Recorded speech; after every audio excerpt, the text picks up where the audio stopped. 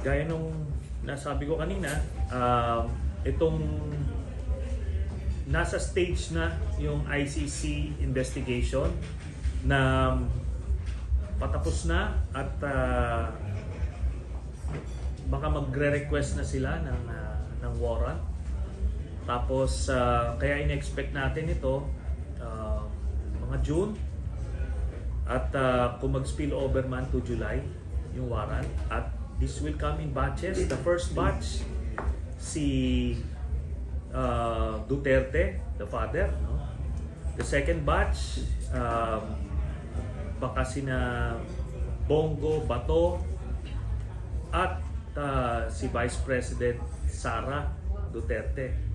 Tapos ang third batch would be some PNP officials and other senior officials ng Duterte administration.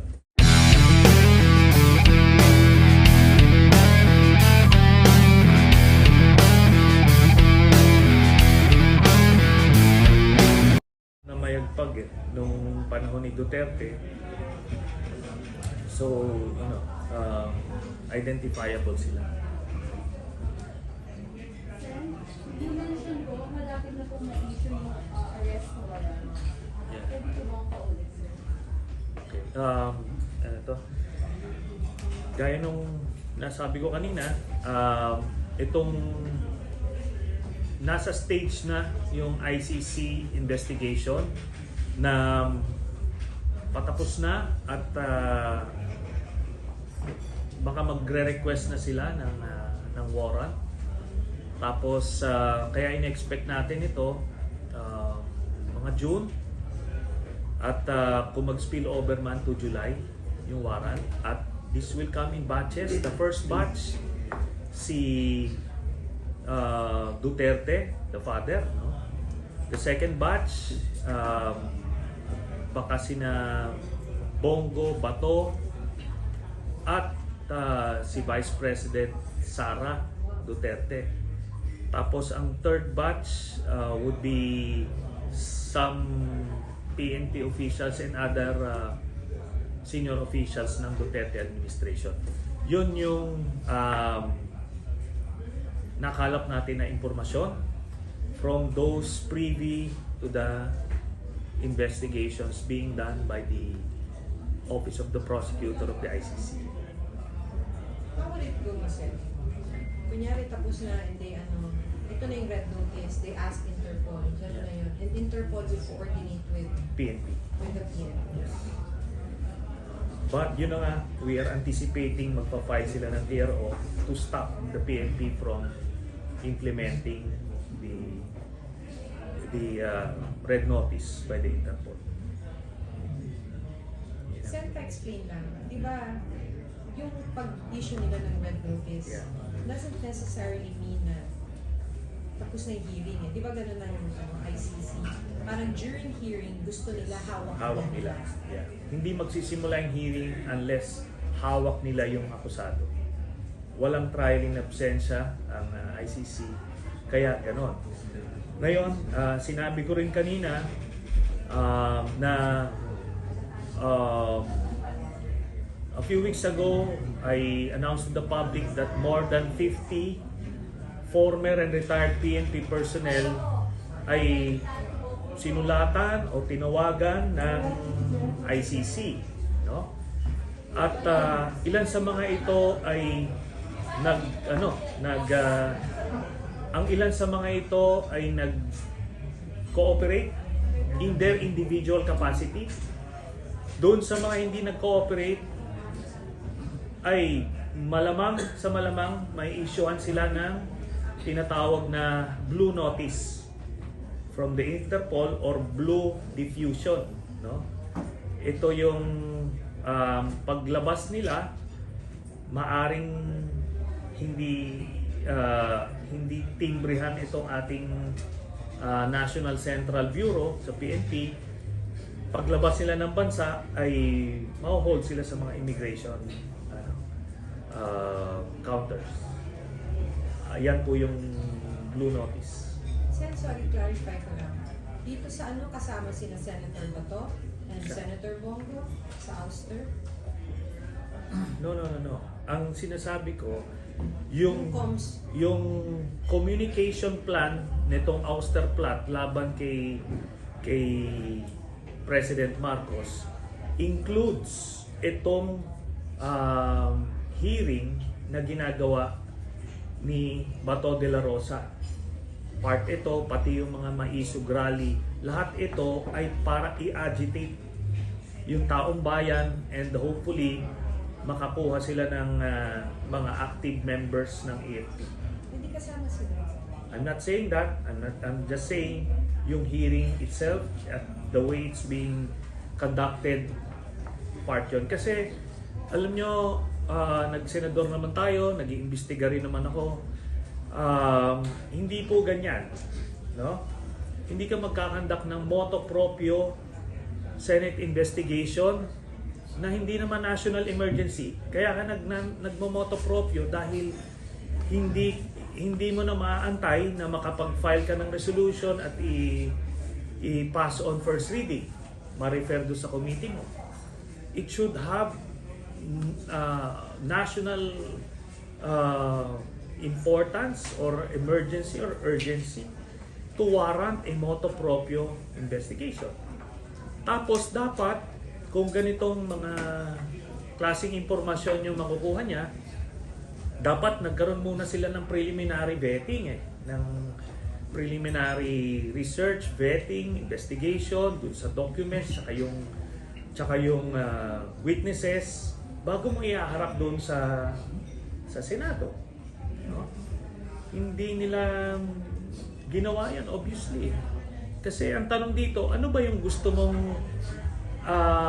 ma-prove dito sa investigation?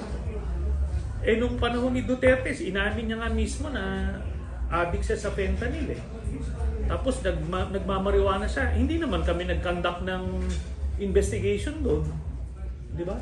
Ang importante dito is impeachable ba yung offense? Kung meron kang gustong imbestigahan, no? Ano ba yan? Betrayal of public trust ba yan? Or corruption ba yan? No? Wala, it doesn't make sense Nangangapa siya dun Parang talagang binigyan lang niya ng platform yung mga binabalita nung vlogger ni Duterte. No? That definitely does not warrant a Senate investigation. But kaya nga, kaso kung ilalagay mo siya dun sa konteksto na part ito ng communication plan for the ouster plot, then dun lang magkakaroon ng sense. Yun.